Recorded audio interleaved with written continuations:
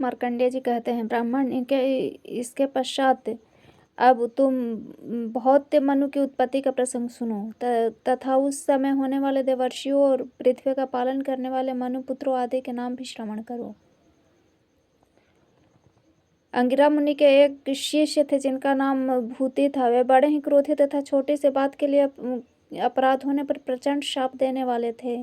उनकी बातें कठोर होती थी। उनके आश्रम पर हवा बहुत तेज नहीं बहती थी, सूर्य अधिक गर्मी नहीं पहुंचाता था और मेघ अधिक कीचड़ नहीं होने देते थे। उन अत्यंत तेजस्वी क्रोधी महर्षि के भय से चंद्रमा अपनी समस्त किरणों से परिपूर्ण होने पर भी अधिक सर्दी नहीं पहुंचाता था। समस्त ऋतु उनकी आज्ञा से अपने आने का क्रम छोड़कर आश्रम के वृक्षों पर सदा ही रहती और मुनि के लिए फल फूल प्रस्तुत करती थी। महात्मा भूति के भय से जल भी उनके आश्रम के समीप मौजूद रहता था, उनके कमंडलों में भी भरा रहता था। भूति मुनि के एक भाई थे जो सुवर्चा के नाम से विख्यात थे। उन्होंने यज्ञ में भूति को निमंत्रित किया। वहां जाने की इच्छा से भूति ने अपने परम बुद्धिमान, शांत, जितेंद्रिय, विनीत, गुरु के कार्य में सदा संलग्न रहने वाले सदाचारी और उदार शिष्य मुनिवर शांति से कहा, वत्स, मैं अपने भाई सुवर्चा के यज्ञ में जाऊंगा। उन्होंने मुझे बुलाया है, तुम्हें यही आश्रम पर रहना है। यहाँ तुम्हारे लिए जो कर्तव्य है सुनो। मेरे आश्रम पर तुम्हें प्रतिदिन अग्नि को प्रज्वलित रखना होगा।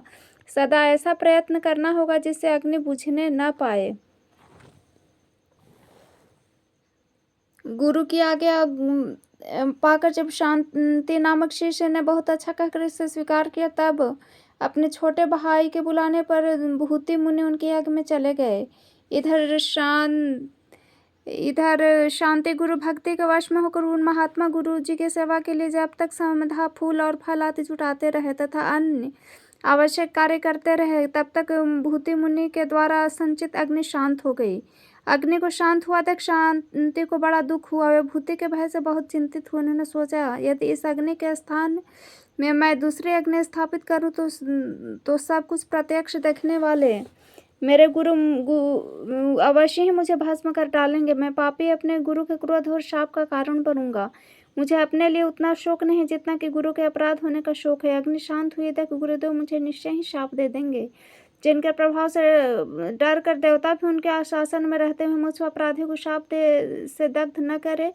इसके लिए क्या उपाय हो सकता है? अपने गुरु के डर से डरे हुए बुद्धिमानों में श्रेष्ठ शांति मुनि ने इस तरह अनेक प्रकार के सोच विचार करके अग्निदेव की शरण ली। उसने मन पर संयम किया और पृथ्वी पर घुटने टेककर हाथ जोड़कर एकाग्रचित्त होकर स्तोत्र आरंभ किया।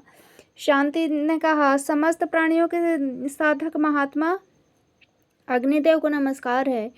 उनके 1, 2 और 5 स्थान है। वे राजसूय यज्ञ में 6 स्वरूप धारण करते हैं। समस्त देवताओं को वृत्ति देने वाले अत्यंत तेजस्वी अग्निदेव को नमस्कार है, जो संपूर्ण जगत के कारण रूप तथा पालन करने वाले उन अग्निदेव को प्रणाम है। अग्रे, तुम संपूर्ण देवताओं के मुख हो। भगवान तुम्हारे द्वारा ग्रहण किया हुआ हविष्य सब देवताओं को तृप्त करता है। तुम ही समस्त देवताओं के प्राण हो। तुमने हवन किया हुआ हविष्य अत्यंत प्रवृत्त होता है, वही मेघ बनकर जल रूप में परिणत हो जाता है। फिर उस जल से सब प्रकार के अन्न आदि उत्पन्न होते हैं। अनिल सार्थ है। फिर उस समय अन्न आदि सब जीव सुखपूर्वक धारण करते हैं। अग्निदेव, तुम्हारे द्वारा उत्पन्न की हुई औषधि से मनुष्य यज्ञ करते हैं। यज्ञों से देवता, दैत्य तथा राक्षस तृप्त होते हैं। हुताशन, उन यज्ञों के आधार तुम ही हो। अतः अग्नि, तुम ही सबके आदि कारण और सर्वस्वरूप हो। देवता, दानव, यक्ष, दैत्य, गंधर्व, राक्षस, मनुष्य, पशु, वृक्ष, मृग, पक्षी तथा सर्प सब भी तुमसे ही तृप्त होते और तुम ही से ही वृद्धि को प्राप्त होते हैं। तुम ही से इनकी उत्पत्ति और तुम ही से इनका लय होता है। देव, तुम्हारी जल की सृष्टि करते तुम ही को पुनः सोख लेते हो। तुम्हारे पकाने की जल प्राणियों की पुष्टि करता है। तुम देवताओं में तेज, सिद्धियों में कांति, नागों में विष, पक्षियों में वायु रूप से स्थित हो। मनुष्यों में क्रोध, पक्षी और मृग आदि में मोह, वृक्षों में स्थिरता, पृथ्वी में कठोरता, जल में द्रव्यता तथा वायु में जल रूप से तुम्हारी स्थिति है।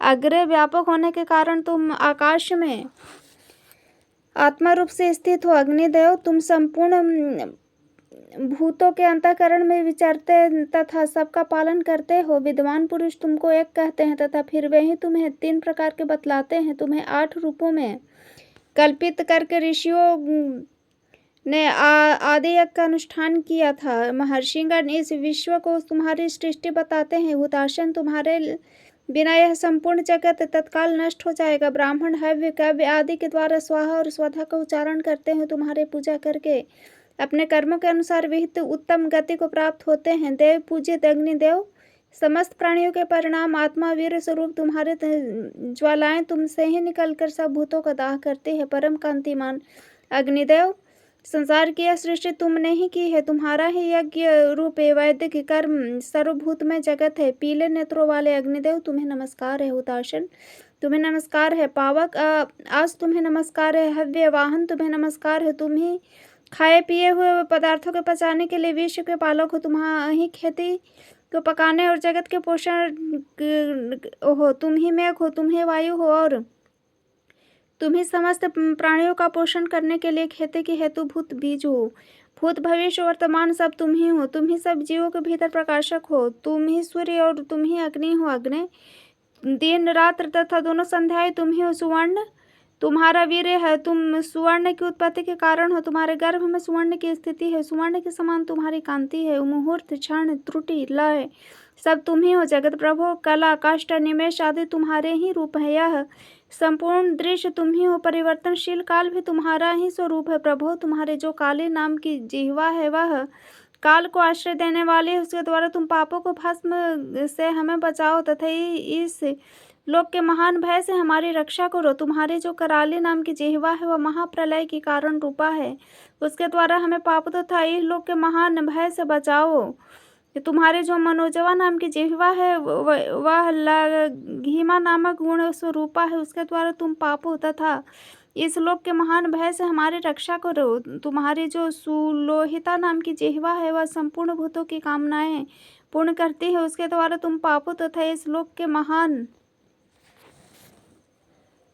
भय से हमारी रक्षा करो। तुम्हारा जो सुधूम्रवर्णा नाम की जिह्वा है वह प्राणियों के रोगों का दाह करने वाली है। उसके द्वारा तुम पापों तथा इस लोक के महान भय से हमारी रक्षा करो। तुम्हारा जो स्फुलिंगिनी नाम जिह्वा है जिससे संपूर्ण जीवों के शरीर उत्पन्न होते हैं, उसके द्वारा तुम पापों तथा इस लोक के महान भय से हमारी रक्षा करो।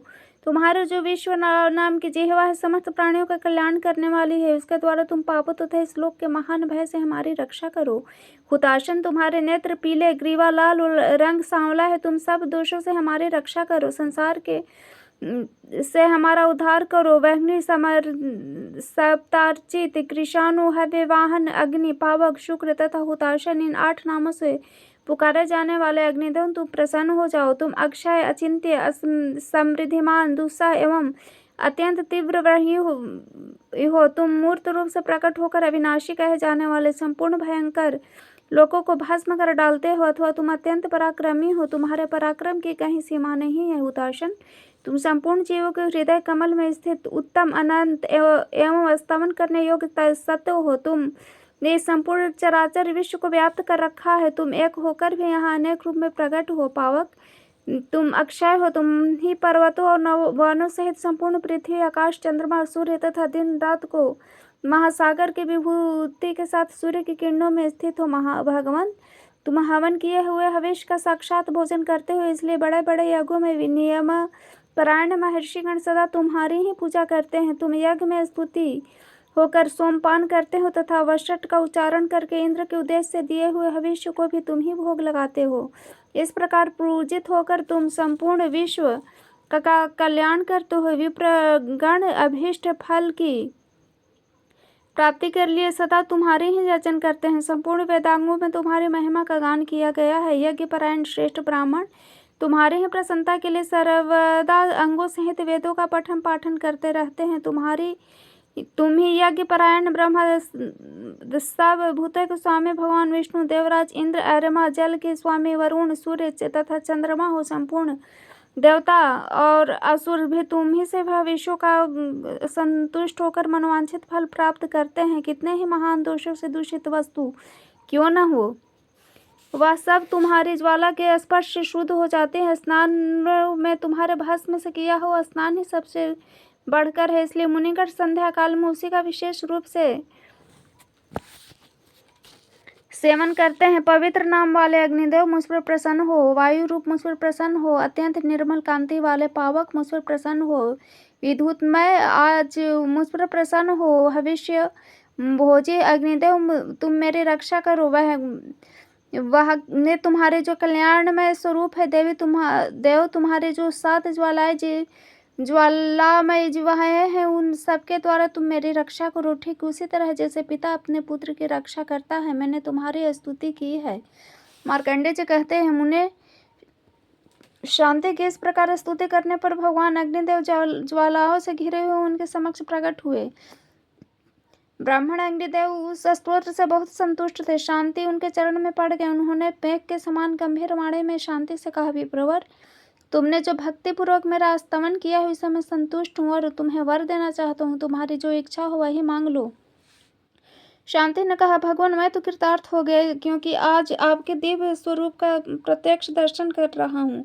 तथापि मैं भक्ति से विनीत होकर जो कुछ आपसे कहता हूँ उसे आप सुने। देव मेरे आचार्य अपने आश्रम में भाई के यज्ञ में गए हैं। ये जब लौट कर आवे तो इस स्थान को आपसे स्नात देखें। साथ ही यदि आपकी मुझ पर कृपा हो तो यह दूसरा वर भी दीजिए कि मेरे गुरुदेव के कोई पुत्र नहीं है, उन्हें कोई सुयोग्य पुत्र प्राप्त हो।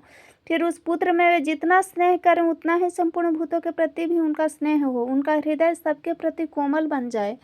शांति के यह बात सुनकर अग्निदेव ने कहा, महामुने, तुमने गुरु के लिए 2 वर मांगे हैं, अपने लिए नहीं। इससे तुम पर मेरी प्रसन्नता और बढ़ गई है। तुमने गुरु के लिए जो कुछ वर मांगा है वह सब प्राप्त होगा। उनके पुत्र होगा और संपूर्ण भूतों के प्रति उनकी मैत्री भी बढ़ जाएगी। उनका पुत्र भौत्य नाम से प्रसिद्ध एवं मनवंतरों का स्वामी होगा।